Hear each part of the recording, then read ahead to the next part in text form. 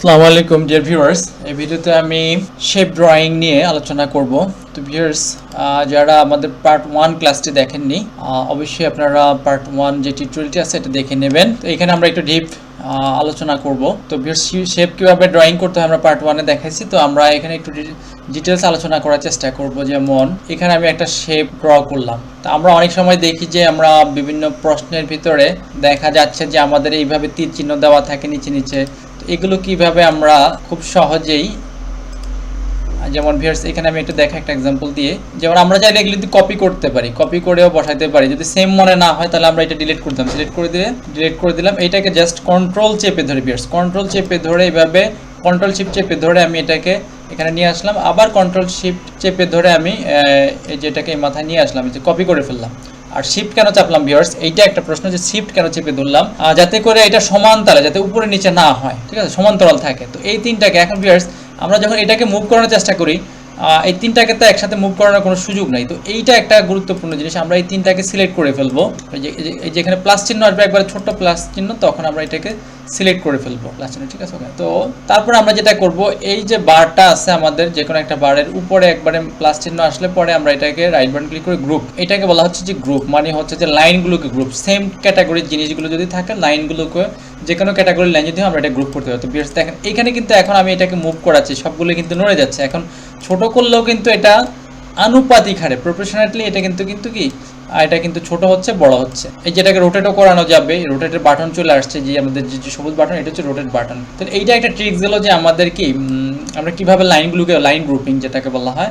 তো এটা তারপরে আমরা পরবর্তীতে যাব হচ্ছে যে আমরা যেমন এই যে এখানে শেপগুলো ড্রয়িং করলাম। তো ভিউয়ার্স আরেকটা আমাদের গুরুত্বপূর্ণ, সেটা হচ্ছে বেসিক শেপসের মধ্যে হচ্ছে টেক্সট বক্স। ভিউয়ার্স এটা মোস্ট ইম্পর্ট্যান্ট একটা টুল এই শেপের মধ্যে, অত্যন্ত, মানে এটা হচ্ছে মোস্ট ইউজড, মানে সবচাইতে বেশি ব্যবহৃত। এই যে আমি এই টেক্সট বক্সের সুবিধা হচ্ছে যে এটা স্টার্টিংয়ে এটার ভিতরে লেখা যায়। এই টেক্সট বক্সের সুবিধা হচ্ছে, ঠিক আছে, এটার ভিতরে। এখন আমরা চাইলে এটার বিভিন্ন ফিল কালারের মাধ্যমে, আমরা চাইলে যে এটার শেপ ফিল কালার মাধ্যমে ব্যাকগ্রাউন্ড ফিল করে দিতে পারি, যে কোনো কালার করে দিতে পারি। আবার লেখাকে আমি চাইলে এখান থেকে লেখাটাকে, এই যে এখানে হোম থেকে আইসার লেখাটাকে চেঞ্জ করে দিতে পারি। এইটা একটা সুবিধা আছে আমাদের। এখানে রোটেট বাটন আছে, আর আমরা এই যে এখানে আমাদের ছোট বড় করার জন্য যে বাটনগুলো আছে, আর কর্নার বাটন দিয়ে আনুপাতিক হারে বড় হয় কর্নার বাটনগুলো দিয়ে। তো এগুলো তো গোল থাকে, আর পাশে এবং উপরে যেগুলো বড় করবে যেগুলো স্কোয়ার বাটন থাকে, এই যে স্কোয়ার বাটন, ঠিক আছে। এইটা গেল একটা অপশন টেক্সট বক্স। টেক্সট বক্সের সুবিধাটা কি? টেক্সট বক্সের সুবিধাটা হচ্ছে আমরা যখন হঠাৎ করে দেখা যায় কোথাও লেখা প্রয়োজন, তখন আমরা চাইলে কি করতে পারি, এই লিখে কিন্তু এটাকে সেই জায়গায় ওই জায়গায় মুভ করাতে পারি। তো ভিউয়ার্স আমি আরেকটা টেক্সট বক্স ড্র করব, এইটাতে আমরা দেখাবো, দুঃখিত, আমাদের একটা টেক্সট বক্স, এই যে টেক্সট বক্স, বা এখান থেকে যেখান থেকে নেই, ওকে, এই যে ড্র করলাম। যেমন আমরা ফটো লিখি, আমরা যখন ফটো লিখি, তো এইটাকে আমরা মিডলে নিয়ে মাঝখানে নিয়ে নিতে পারি, এখান থেকে যে টেক্সট অ্যালাইনমেন্টে এখানে মাঝখানে, বা এন্টার চেপে এটা মিডল করে দেবেন। এইটাকে আমরা আর এখান থেকে একটু ছোট করে নিয়ে এটাকে মিডল নিয়ে নিতে পারি, নিয়ে তারপরে আমরা এটাকে চাইলে যে কোনো জায়গায় বসাতে পারি। এখন চাইলে আমরা শুধু লেখাটাকে যে কোনো জায়গায় মুভ করতে পারি ভিউয়ার্স।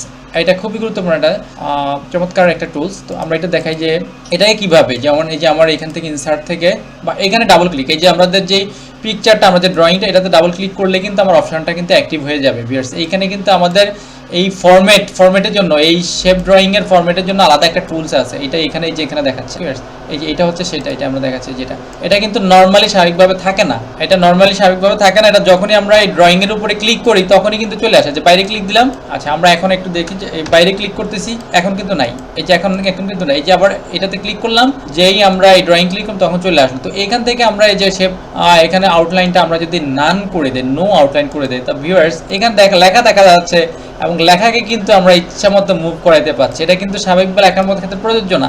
স্বাভাবিক লেখাতে এভাবে মুভ করানো যাবে না, সেটা অনেক কাঠখড় পোড়ায় কিন্তু সেগুলোকে অ্যাডজাস্ট করতে হবে। কিন্তু আমাকে ইচ্ছা মতো যদি লেখাকে মুভ করো, তাহলে কিন্তু আমরা এই একটা প্রসেস অবলম্বন করতে পারি। তো এইটার ক্ষেত্রে আমাদের আরও সুবিধা হচ্ছে যে এই যে আমরা একটা শেপ ড্রয়িং করলাম এখানে, এটাকে আমরা চাইলে এটার ওয়েটটাকে আরও মোটা করতে পারি, বর্ডারগুলো অনেক মোটা করে দিতে পারি, বিভিন্ন রকম। তারপরে এখানে আমাদের বিভিন্ন ধরনের স্টাইল আছে, আমরা কিন্তু এগুলো অ্যাপ্লাই করতে পারি। বিভিন্ন ধরনের প্রিসেট স্টাইল আছে, এখানে আমাদের শেপ ইফেক্ট আছে। এগুলো ভিউয়ার্স আপনারা নিজেরা একটু ট্রাই করে দেখবেন।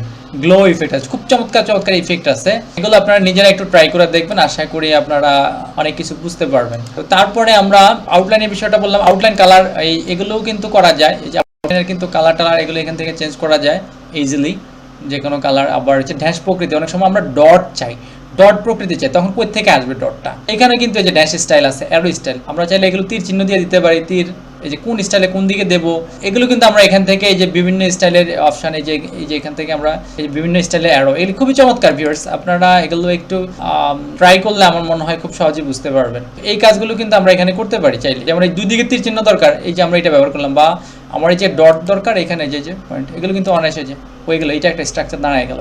তো ভিউয়ার্স তারপরে আমরা আরো শেপ দেখি, এখানে আরো শেপের কিছু, যেমন এইখানে আমরা যেই এই যে আমাদের একটা আছে ফ্লো চার্ট, এখানে ফ্লো চার্ট, এই যে আমাদের এই যে একটা দেখি এখানে একটা ম্যাগনেটিক ডিস্ক এখানে দেখাচ্ছে ফ্লো চার্টের মধ্যে। তো আমরা এইটা একটু ড্র করলাম ভিউয়ার্স। এইখানে আমরা দেখি এইটার মধ্যে কিন্তু আমাদের এটাকে আমরা চাইলে শেপ ফিল করে দিতে পারবো, ফিল কালার চেঞ্জ করতে পারবো। তারপরে আছে আমরা এটাকে বড় করতে পারবো, চাইলে এটাকে শেপ ফিল আমরা একে নো ফিল করে দিতে পারবো। খুবই এই বিষয়। এখন কথা হচ্ছে যে আমরা যে সকল শেপগুলোতে আমরা কি শেপগুলো আঁকতে পারি, এগুলোতে তো লেখা যায় না ভিউয়ার্স, এখানে কিন্তু লেখা যায় না, এই শেপটাতে লেখা যায়। এগুলোতে যদি আমরা লিখতে যাই তাহলে কি করতে হবে, তাহলে রাইট বাটন ক্লিক করে এখানে অ্যাড টেক্সট একটা অপশন আছে, আমরা চাইলে এই ধরনের যে অন্যান্য যে শেপ আছে সবগুলোতে না, লাইনের মধ্যে আবার লেখা যাবে না, অনেক শেপের মধ্যে কিন্তু আমরা এভাবে লিখতে পারি।